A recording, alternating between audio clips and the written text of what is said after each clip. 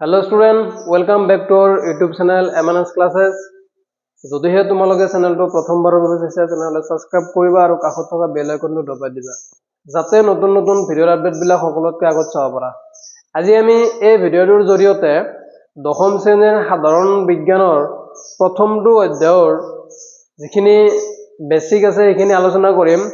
তাৰ উপৰিও এই লেসনটোৰ বেসিকৰ আগতে মই তোমালোকে নৱম শ্ৰেণীত শিকি অহা ৰাসায়নিক যৌগবিলাকৰ সংকেত সেই সংকেত সম্পৰ্কে মই অলপ ধাৰণা দিম বা সংকেতখিনি মই সম্পূৰ্ণৰূপে শিকাই দিম। এতিয়া চোৱা ৰাসায়নিক যৌগবিলাকৰ সংকেত বা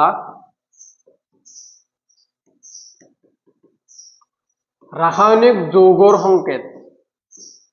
চোৱা ৰাসায়নিক যৌগৰ সংকেত মানে লিখে কেনেকৈ ৰাসায়নিক যৌগৰ সংকেত লিখাৰ কিছুমান নিয়ম আছে। সেই নিয়মসমূহৰ ভিতৰত তোমালোকে জানা যে ৰাসায়নিক যৌগবিলাকৰ সংকেত লিখিবলৈ কিছুমান ধনাত্মক আধানযুক্ত কণা বা ঋণাত্মক আধানযুক্ত কণাৰ প্ৰয়োজন। সেইবিলাকক কি বুলি কয়? আয়ন বুলি কয়। সেইবিলাকক কি বুলি কয়? আয়ন। আয়ন বা কি বুলি কয়? মূলক বুলি কয়। তো চোৱা এই আয়ন বা মূলক দুই প্ৰকাৰৰ, যে ধনাত্মক আধানযুক্ত মূলক আৰু ঋণাত্মক আধানযুক্ত মূলক। ধনাত্মক আধানযুক্ত মূলক বিলাকক মানে পজিটিভ মূলক বিলাকক কি বুলি ক'ব? কেটায়ন বুলি কোৱা হয়। আৰু যিখিনি তোমাৰ নেগেটিভ আয়ন আছে এইবিলাকক কি বুলি কয়? এনায়ন বুলি কোৱা হয়। আজি মই কি কৰিম এই ভিডিঅ'টোৰ জৰিয়তে দশম শ্ৰেণীৰ সাধাৰণ বিজ্ঞানত কেমিষ্ট্ৰিত যিখিনি তোমাৰ কি লাগে যৌগবিলাক লাগে সেই যৌগৰ সংকেত যিখিনি লাগে তাৰে কিছুমান মই সেইখিনি হ'বলৈ যিখিনি আয়ন লাগে সেই প্ৰয়োজনীয় আয়নখিনি মই লৈ আছো আৰু কেনেকৈ যৌগৰ সংকেত লিখে সেইখিনি সম্পূৰ্ণৰূপে শিকাই দিম। গতিকে তোমালোকে ভিডিঅ'টো স্কিপ নকৰাকৈ এফালৰ পৰা চাবা। এতিয়া চোৱা মই লিখিছো কেইটামান গুৰুত্বপূৰ্ণ আয়ন। মই আগতে কৈছো যে যৌগবিলাকৰ সংকেত লিখিবলৈ কিছুমান কি হয়? আয়নৰ প্ৰয়োজন হয়। কেইটামান গুৰুত্বপূৰ্ণ আয়ন কেটায়ন। সো মই ইয়াত 13টা আয়ন লিখিছো আৰু এনায়ন ইয়াত মই 10টা কি লিখিছো? এনায়ন লিখিছো। এই 13 আৰু 10 23টা আয়নৰ জৰিয়তে আমাৰ দশম শ্ৰেণীত যিখিনি ৰাসায়নিক যৌগ আছে প্ৰায় গোটেইখিনি সংকেতেই কভাৰ হ'ব।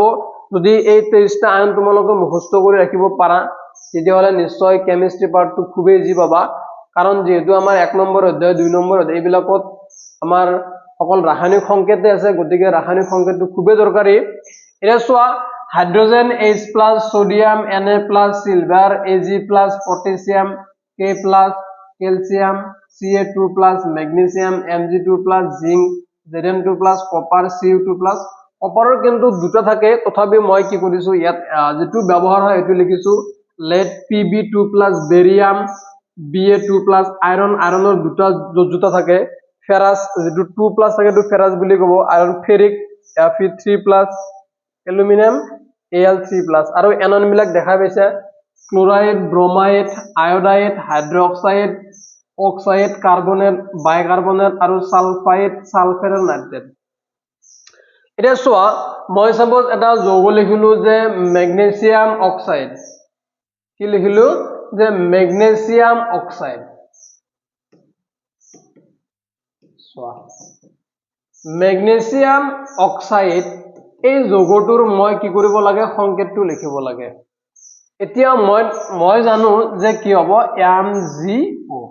কিন্তু এই সংকেতটো একচুয়ালি হল কেনেকৈ? এই আয়ন বিলাকৰ পৰা আহিছে। এতিয়া চোৱা এই ৰাসায়নিক যৌগটোৰ এখিনি হল তাৰমানে কেটায়ন আৰু এখিনি হল এনায়ন। আৰু যৌগবিলাকৰ সংকেতত সদায় কেটায়নটো সন্মুখত মানে ফাৰ্স্ট নেম, মানুহৰ যেনেকুৱা ফাৰ্স্ট নেম আৰু লাষ্ট নেম থাকে। তোমালোকে জানাই কিবা এটা যদি একাউন্ট খুলিব লাগে তেতিয়াহ'লে ফাৰ্স্ট নেম আৰু লাষ্ট নেমৰ প্ৰয়োজন। ঠিক একেদৰে ৰাসায়নিক যৌগবিলাকৰ ফাৰ্স্ট নেম আৰু লাষ্ট নেম থাকে। ফাৰ্স্ট নেমটোক কেটায়ন বুলি ক'ব আৰু লাষ্ট নেমটোক এনায়ন বুলি ক'ব। চোৱা মেগনেসিয়াম, ইয়াত চোৱা মেগনেসিয়াম কি আছে? Mg2+। গতিকে ইয়াৰ পৰা তাৰমানে Mg2+ টো আছে আৰু অক্সাইড ইয়াত চোৱা অক্সাইডটো O2-। ইয়াতে O2- আছে, O2-। চোৱা যদি এই ওপৰৰ আয়ন বিলাক যদি সমান থাকে যেনেকুৱা +2 -2 তেতিয়া +2 আৰু -2 কেনসেল যাব। তাৰমানে ডাইৰেক্ট ইয়াৰ পৰা Mg ইয়াৰ পৰা O। তাৰমানে কি হল? যৌগটোৰ সংকেত মেগনেসিয়াম অক্সাইড MgO এনেকে। যদি সমান থাকে তেতিয়াহ'লে তাৰমানে কেনসেল যাব। সেইকাৰণে আমি আয়ন বিলাক 2+ আৰু 2 মাইনাস মানে +2 -2 ৰিজাল্টটো আলটিমেটলি নিউট্ৰেল হৈ যাব অৰ্থাৎ 0 হ'ব গতিকে সেই কাৰণে কি হৈছে MgO আমি যদি বেলেগ এটা সংখ্যাত চাও যে সোডিয়াম ক্লোরাইড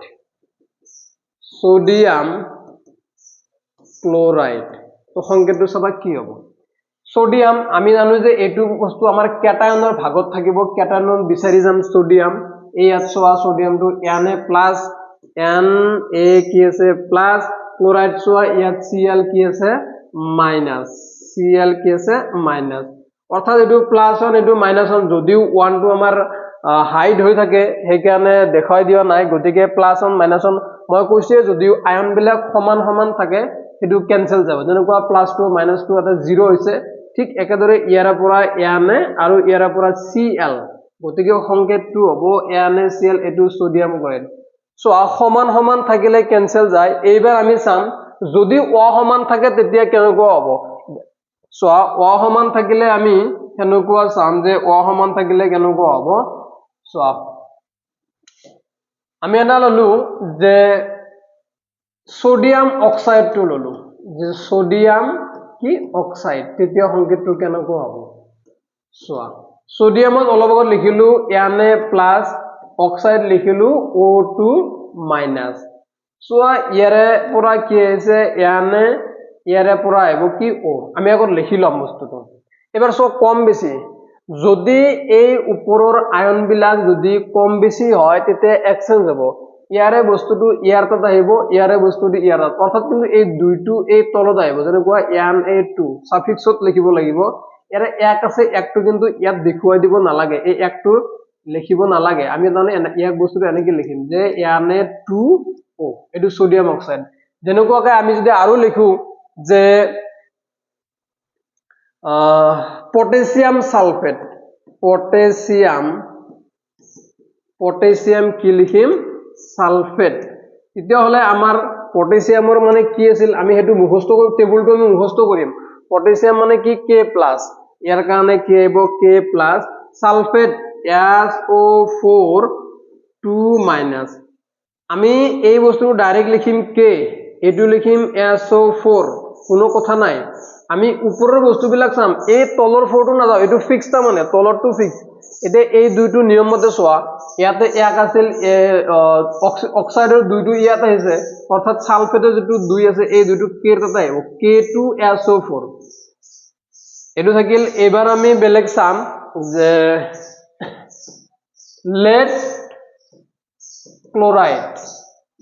chloride বুলি কোৱাৰ লগে লগে lead মানে Pb2+ chloride মানে Cl-। এতিয়া সোয়া ইয়াৰ পৰা Pb ডাইৰেক্ট লিখি লবা আগত Pb ইয়াৰ পৰা Cl Pb কি হল Cl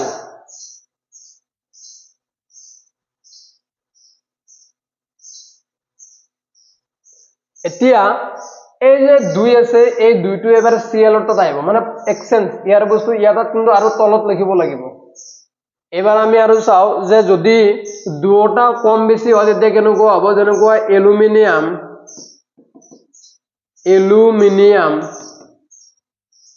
এলুমিনিয়াম অক্সাইড সোয়া এলুমিনিয়ামৰ তাত Al3+ ইয়াত তোমালোকে সোয়া এলুমিনিয়াম Al3+ অক্সাইড সোয়া O2 মাইনাস এতিয়া হলে কি হ'ব O2 মাইনাস ইয়াৰ পৰা ডাইৰেক্ট Al ইয়াৰ পৰা O এই দুইটো এলুমিনিয়ামৰ তাত এই তিনিটো অক্সিজেনৰ তাত অৰ্থাৎ সংকেতটো হ'ব Al2O3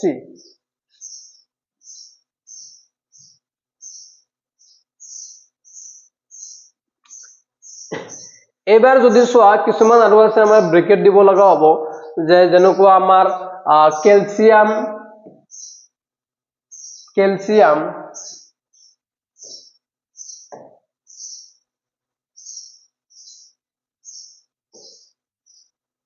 ক্যালসিয়াম কি হ'ব সোয়া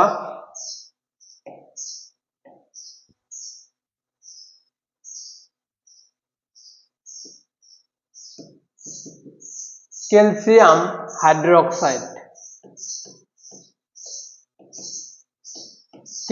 হাইড্ৰোক্সাইড হলে ইয়াৰ কাৰণে সোয়া Ca2+ হাইড্ৰোক্সাইডৰ কাৰণে OH2- ইয়াৰে পৰা আমাৰ CA ইয়াৰে পৰা OH নিয়ম মতে এই দুইটো ইয়াত দিম কিন্তু দিয়াৰ লগে লগে আমি চাব লাগিব যে ইয়াত দুটা পৰমাণু আছে নেকি ইয়াত দুটা পৰমাণু আছে অৰ্থাৎ অক্সিজেন আৰু কি আছে হাইড্ৰোজেন অক্সিজেন আৰু হাইড্ৰোজেন থাকিলে দুটা পৰমাণু কেতিয়া আমি কি দিব লাগিব ব্ৰেকেট দিব লাগিব অৰ্থাৎ সংকেতটো হ'ব CaOH2 আৰু যে এনেকুৱা হয় যে বেৰিয়াম কাৰ্বনেট সো বেৰিয়ামৰ ক্ষেত্ৰত Ba2+ কাৰ্বনেটৰ ক্ষেত্ৰত CO3 ইয়াত সো আমাৰ বেৰিয়ামটো লিখা আছে ধুনিয়াকে এটো বেৰিয়াম আৰু এটো আমাৰ আছে কি কাৰ্বনেট CO3 আমি সাম ইয়াৰ পৰা লিখি দিম যে Ba আৰু লিখি দিম CO3 +2 -2 কেনসেল তো +2 -2 কেনসেল হলে কি হ'ব BaSO কি BaCO3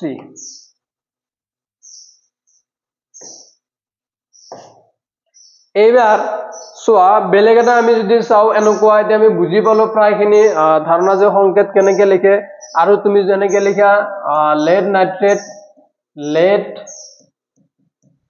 lead nitrate lead মানে সোয়া কি আছিল আমাৰ lead মানে Pb2+ ইয়াত থাকিব Pb2+ nitrate মানে সোয়া NO3 এটা 2 মাইনাস হৈ আছে কিন্তু নহয় NO3 মাইনাস হ'ব লাগে NO3 কি মাইনাস সো ইয়াৰ পৰা Pb ইয়াৰে পৰা হ'ব NO3 সো দুটা বস্তু আছিল ইয়াত নাইট্ৰজেন আৰু অক্সিজেন গতিকে এই দুইটো নিয়মতে ইয়াত দিব লাগে দিলকে ব্ৰেকেট দিব লাগিব কিন্তু ইয়াত এটোতে এক আছে এক ইয়াত দিব নালাগে হেতু কথা খালি মনত ৰাখিলে হল যে আয়ন বিলাকৰ ওপৰৰ যিবিলাক যোজ্যতা হে যোজ্যতা বিলাক এক্সচেঞ্জ হ'ব যেনেকৈ তুমি যদি লিখা সিলভাৰ যে সিলভাৰ ব্ৰোমাইড সিলভার যদি ব্রোমাইড লিখা সিলভারের কারণে কি Ag+ ইয়াত সো ধুনিয়াকে লিখা আছে Ag+ ব্রোমাইড সো Br- ইয়াতে কি হ'ব Br- তো প্লাস মাইনাস ক্যান্সেল যদি সমান সমান থাকে তেতিয়া ক্যান্সেল হ'ব যে Ag আৰু কি হ'ব Br ক্যান্সেল যায় মই কেটামান এবাৰ অসমীয়া নামবিলাক নিলিখো ডাইৰেক্ট কেটামান লিখি দিছো যে তোমালোকে লিখিব লাগে যে ফেৰাছ সালফেট লিখিব লাগে ফেৰাছ সালফেট লিখিব লাগিলে কি হ'ব যে Fe2+ ফেৰাছ লিখা আছে Fe2+ সালফেট SO4 কি হ'ব 2- তো +2 -2 ক্যান্সেল তে ইয়াৰ পৰা FeSO4 এটো হ'ব আমাৰ কি ফেৰাছ সালফেটৰ সংকেত সমান সমান থাকিলে কি হৈ যাব ক্যান্সেল হৈ যাব এবাৰ তুমি যদি লিখা যে